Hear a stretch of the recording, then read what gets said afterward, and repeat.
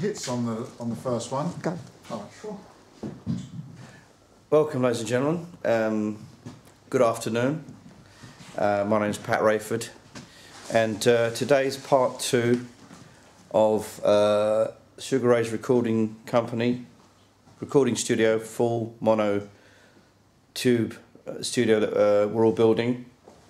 So this is Progress in Motion, part 2. Here we have Mr. David PRIVETT. Hello, I'm Dave PRIVETT. One of the directors. Yes. He's in charge of all the equipment.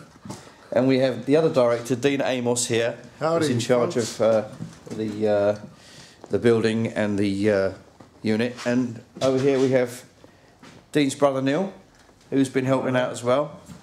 He's just come back from skiing in the Alps, so.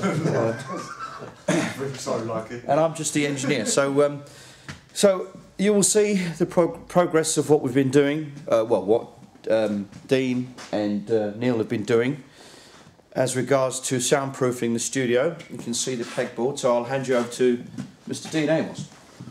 Yep, as Pat says, the studio's coming along. We've from last time, we've got a lot of the pegboard now fitted to the wall, as you can see. What we've fitted here is the original hub, which is going to be the recording hub for all the microphones. This distributes all the leads into the live room. So we finally actually got one part of the original equipment now installed. As you can see, all the roof has now been changed. It's been strengthened. We've got all the trusses now shaped, ready to board and insulate.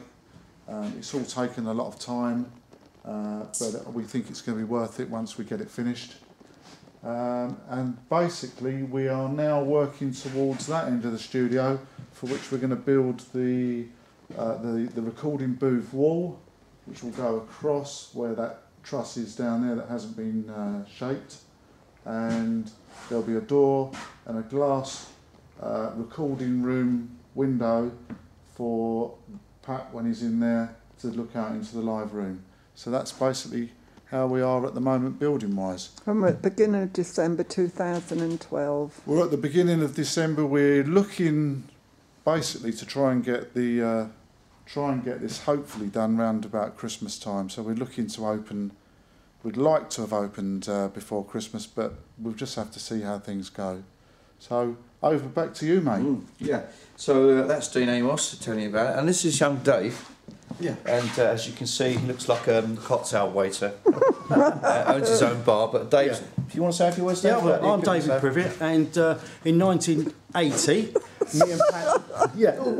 me and Pat got together and we did some recordings, and many years, 20 years later, we started to do it again. So we've got together again, and now we was talking, and then we decided to get together with Dean to say, let's get our own recording studio going. And this is where we are. And when hopefully other bands and big bands and everybody wants to record, it'd be a great place. It's big enough. And it's all to do with our 50s recording equipment. And we're in Wickford in Essex. And we're in Wickford in Essex. And which is quite easy to very easy to get to. From the M25. You can't miss it. So it'll be... What, how many miles from the M25? It's quite near, We're isn't half it? an hour. Half an hour. Half an hour. Only half an hour. So it's not far. Straight down the road. 127. No problem at all. I hope many of you will be coming here to record. Thank you. See you soon. So that was Dave, and of course Dave and I spent many hours and many nights for the last 6 months researching recording techniques of that time, the 40s and 50s, and also looking out for equipment. We managed to get in touch with people in the US that gave us plenty of advice on what equipment to get and how to use it, and we finally got everything we need as regards to recording, all the Ampex and Altex, and many people have helped us along the way, and I'd like to thank those people. Yeah, we've got the equipment, and as you can see, the building is nearly to its completion. Tell us about the boards that. Right, pegboard, yeah, Dean, I think we need Dean for that, because Dean's with been researching. Dean's at the... I know, you got your specialist insulating What we're using is acoustic slab, which is this product here. This is what they call RW3, which is an acoustic quality insulation slab, which is used throughout a lot of studios insulation. It's a specialist insulation.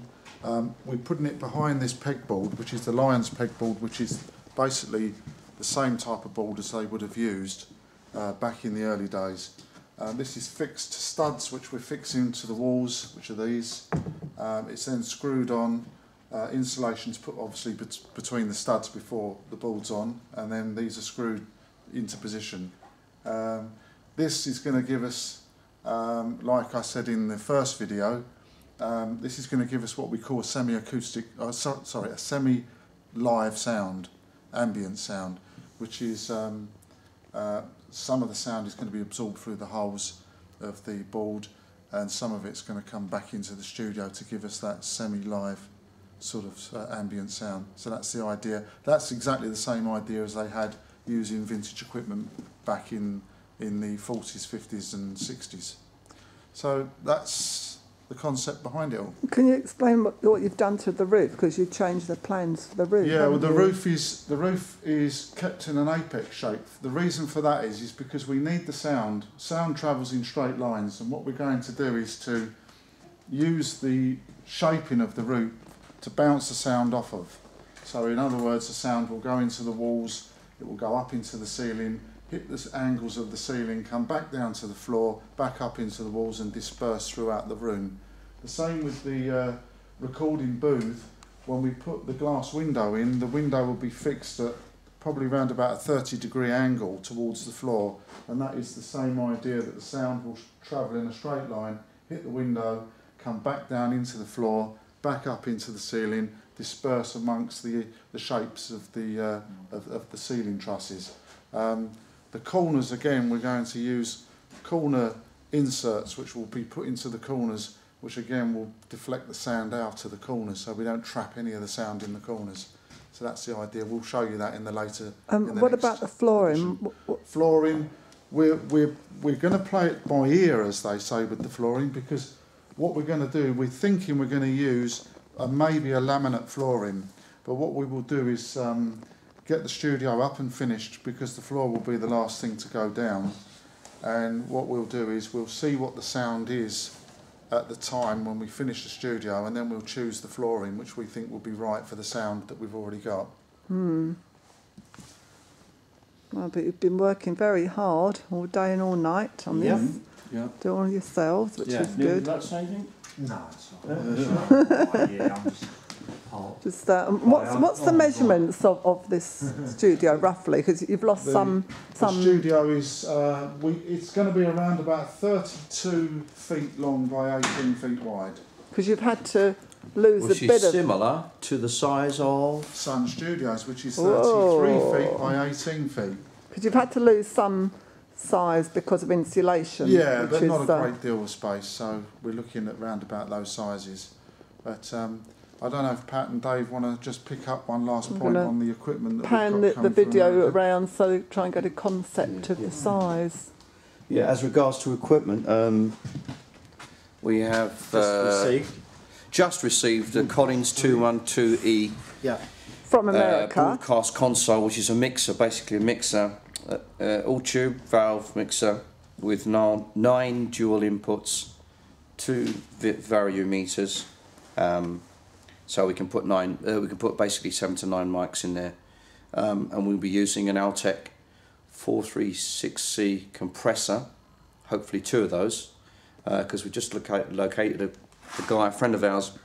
Well, he's not a friend, but he's a friend now, who makes valve equipment, and he will probably be servicing most of our equipment, which is very lucky to find a guy like that, and he's really into what we're doing.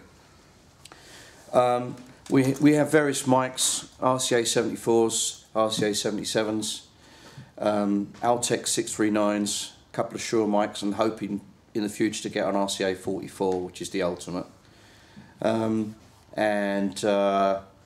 various valve amps as well, PV, Fender Deluxe. We also have Olympic drum kit, mid-50s, But virtually everything's come from America, hasn't it? Well, yeah, most of the stuff, I'd Virtually. say 80% of the stuff has come from America. It's very difficult to find valve equipment over here. Well, I mean, you've got British valve equipment, but to find it in such good condition in America, it's plentiful. You know, you can find loads of stuff like that. But we're lucky to got what we got at that time. You've done a lot of research to we did a lot find of the research. best. Yeah. Did a lot of most bargaining. Yeah, we did. A lot of bargaining, lots. and we have paid. Well, Dave has paid quite a considerable amount of money for the equipment, but we've managed to get it, and that's the main thing, to get And it import duties. intact over here. And all we have to do now is, once the studio is finished, the building is completed, then get all the equipment in and link it all up, and then obviously we're going to have a trial run, recording wise, and then we'll probably have a studio launch where we invite people, Open day party. open day, to come and see equipment and come see the studio. We do have a lot of clients And interest.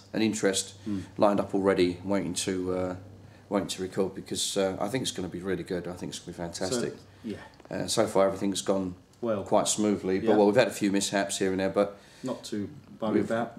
we've overcame them. So yeah, it should be good. There's a lot of hard work gone into Lot this. of hard work. Certainly has, yeah. And a lot of hard work still to come. And dedication, and Yeah. you know, Dedication. we all that's feel it. very passionate about this, and We're very pleased of what's going on. We're very pleased, as Dave's saying. Because you three go back how many years? 30 years. 30, Yeah. 30 years 30 friendship years, and We're stereo, me and Dave. Yeah. and playing together. Yeah. Well, I've known Pat for 30 years, but then I've still know Dave and Amos for 30 years, because it was in. So, in other words, he's known us both for 30 years. Yeah. So that's 90-year friendship then. If you Yeah. Yeah, 90 years amongst us. So So, yeah, we just want we're to all make. dedicated to get this studio going for our everything, for our own self. Basically, we just want to produce great music for people that want to come Yeah. and do Yeah. make great sounds. You know, you've we're all not been trying. We're not you've all trying. been playing for so many years, so you've got all that experience Yeah, to help other people Yeah. to bring out the best in other that's what we bands. do. Bring out the best in bands. That's all we want Yeah. to do. And this will work. I'm sure it will. Yeah. 100% positive. So And we're going to make sure yeah. it's going to do it. Oh. That's great. Well, Thank you. this is part 2, because I hope everybody's seen part 1 And thank you of very this much for video. listening to us as well. Look Because we forward to go part on. 3. And, yeah. Yeah, part See you on 3. part 3, and Hopefully, when there's more work completed. Yes. Yeah. We're very pleased what's going on now anyway. We're not in a rush to do this, because it's got to be done Properly. properly, and it is getting done great. So I'm very happy what's going on.